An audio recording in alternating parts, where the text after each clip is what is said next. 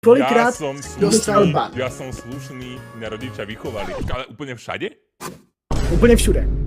Co se týká internetu. Raz som dostal ban na ByteFight.sk fóru. Som robil trošku také podvody v súťaži.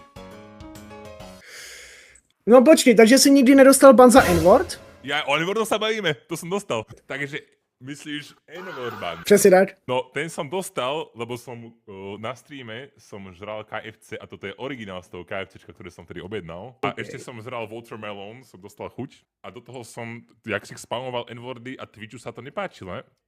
Osobne si myslím, že tam nemal s tým problém Twitch, alebo už toľko reportov bolo, že museli niečo spraviť, chápeš to tak, že museli. Bude N-word Stream 2, ale na Kiku?